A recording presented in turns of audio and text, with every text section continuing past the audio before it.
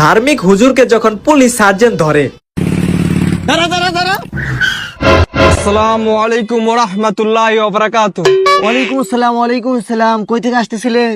এই তো নামাজ পড়ে আসলাম। ও আচ্ছা আচ্ছা, ভালো। এখন কই যাচ্ছেন? এই যে নামাজ পড়তে যাইতেছি। মুরব্বি মুরব্বি, নামাজ পড়ে আইলেন, নামাজ পড়বার যাইবেন মানে তো বুঝলাম না। আরে জোহরের নামাজ পড়ছি হাতির ঝিল, আর আসরের নামাজ পড়বো মতিঝিল। আচ্ছা আচ্ছা বুঝলাম। আচ্ছা হুজুর, আপনার হেলমেট কো? ড্রাইভিং লাইসেন্সটা দেন দি। আসলে ওইসব দুনিয়াবি জিনিস তো আমি সাথে রাখি না। আমার পকেটে তসবি আছে, তারপর আপনার আতর আছে, তারপর সিটের নিচে জায়নামাজ আছে। না না না হুজুর, রাস্তাঘাটে চলতে হলে তো হেলমেট লাইসেন্স লাগবেই। আপনার হেলমেট আর কাগজপত্রের জন্য তো আমি এখন মামলা দিব।